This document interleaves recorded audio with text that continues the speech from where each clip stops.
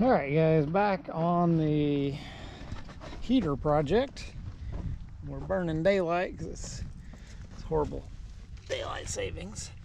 I got my just rough marked out. It's about an 8-inch across hole I plan on drilling, and then that'll be the 6-inch below. 4-inch is going to go on top. I kind of want it closer to the surface, that way again it's more of a conduit, so if I need to tie something else into it and I don't want to get to one of my access points like out at the heater or the shop, kind of like for this pump, I'm gonna probably put that pump over here.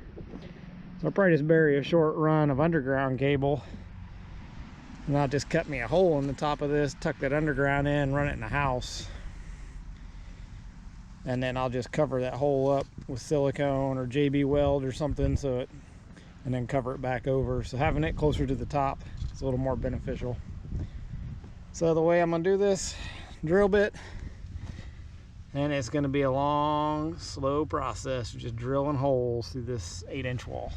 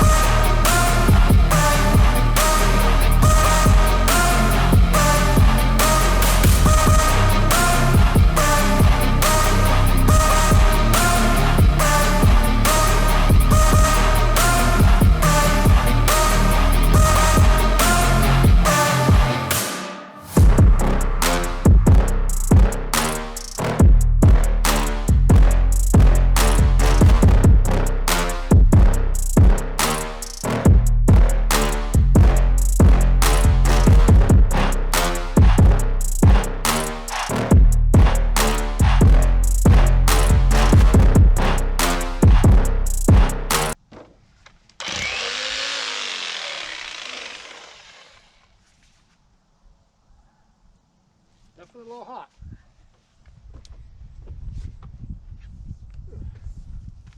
I stopped to take a rest and let the drill, or the hammer drill, rest.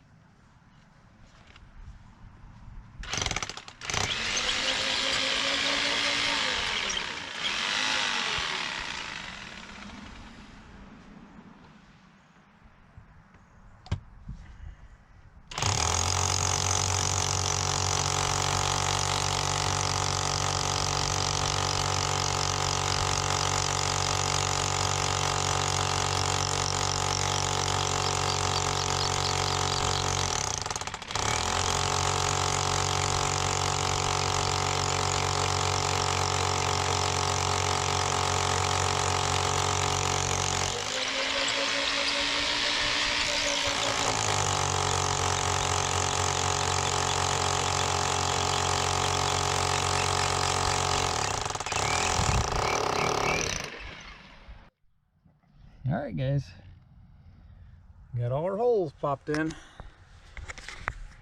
Now let's see if we can chisel her out.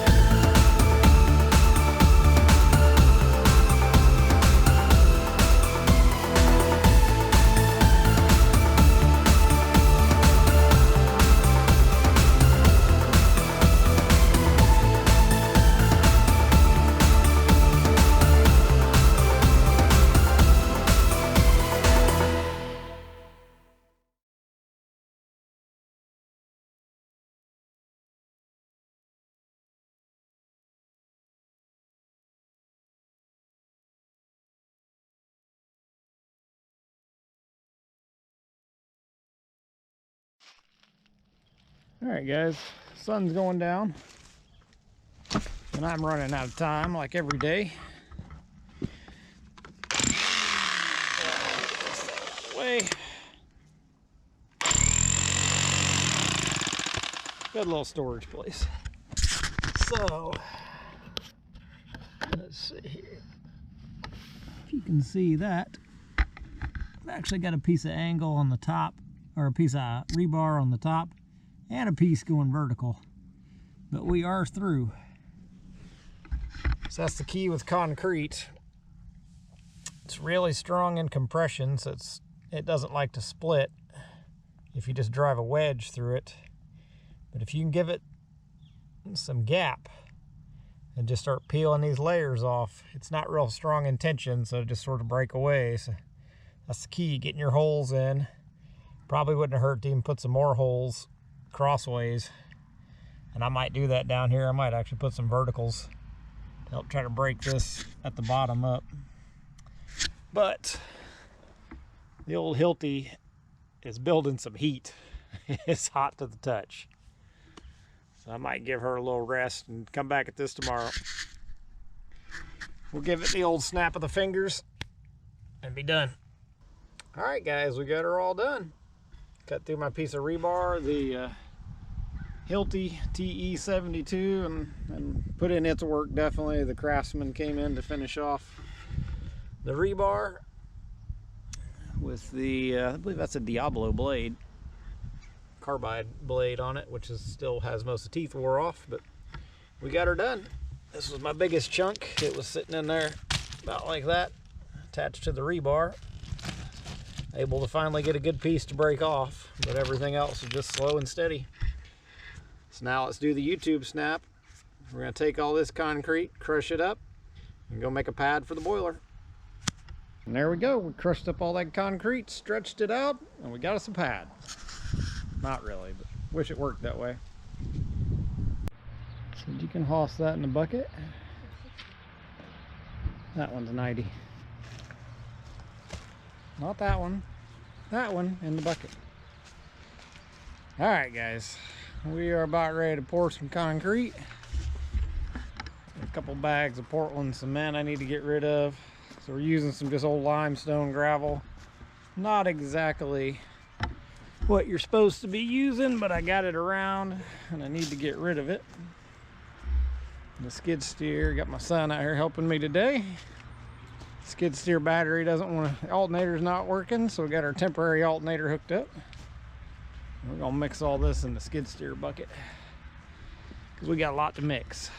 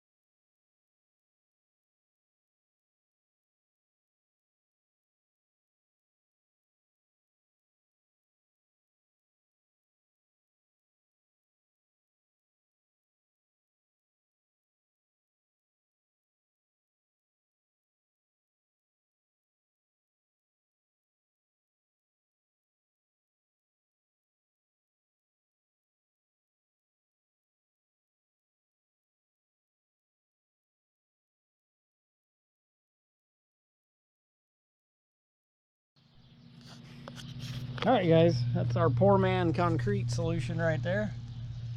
It is pretty smooth.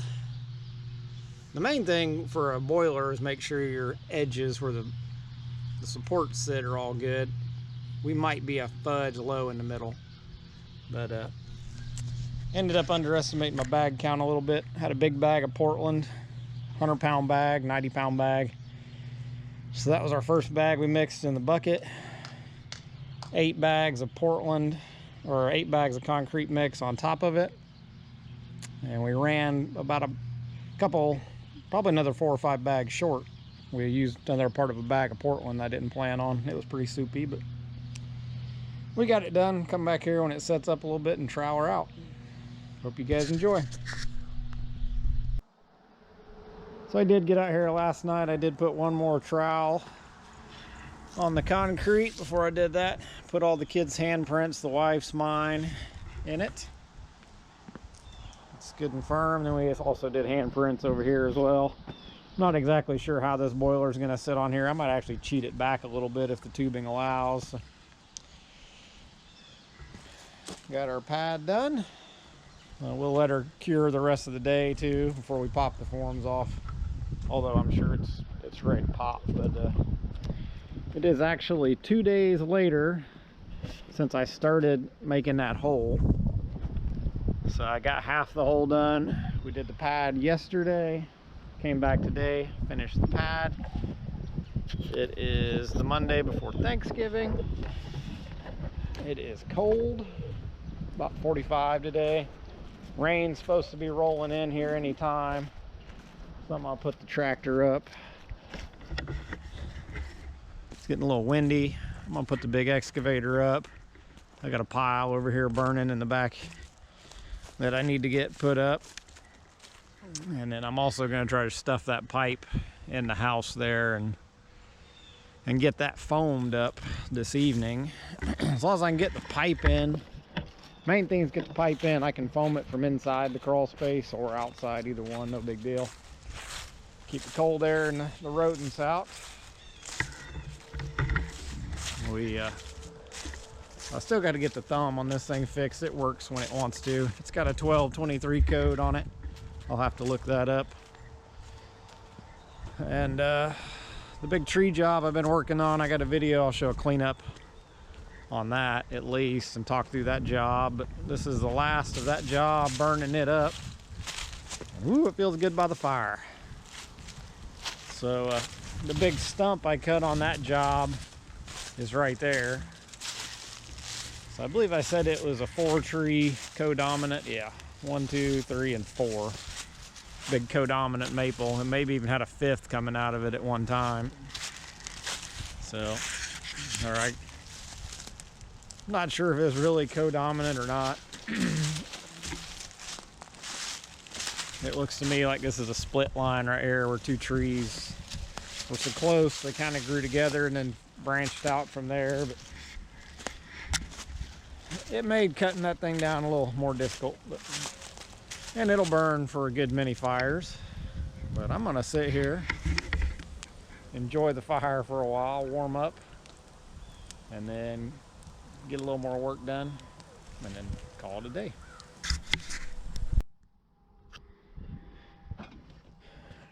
Okay guys, this is probably the poster board video of why you don't dry pour concrete. Because if you look here, you can see these big chunks of rock / aggregate, whatever you want to call them. They fracture along the same lines as the cement that holds it together. It's got a real strong bond in all these pieces. I never saw a piece where just a piece of aggregate came out.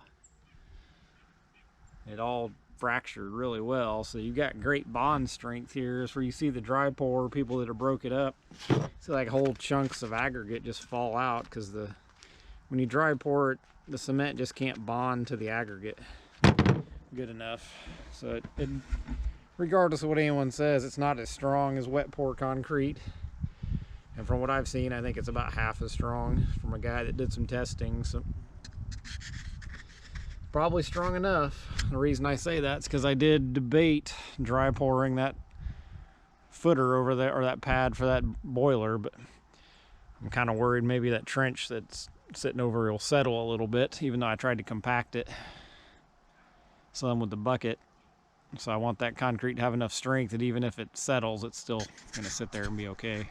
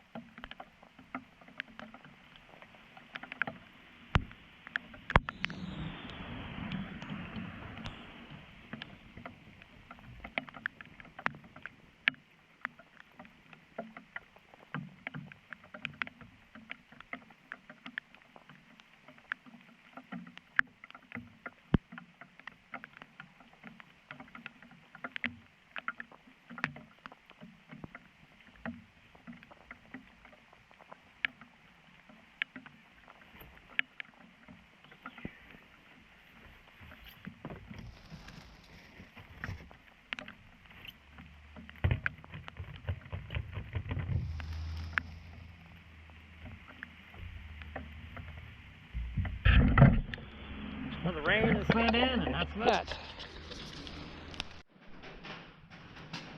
Alright guys, show you the best PEX cutter I've ever come across. Works for 1/2 inch or anything else. Is a pair of limb loppers. Bypass loppers. See if I can set you guys up right here without you falling over. I didn't bring my tripod with me, but let's see. Got some stuff sitting here. There we go. Alright, I think you ought to be able to see.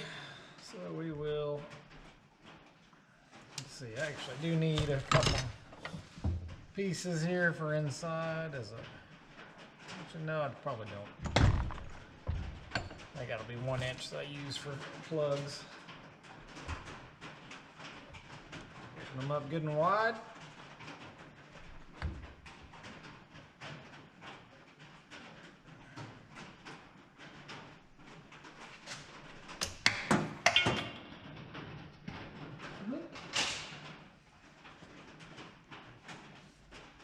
inch and a quarter.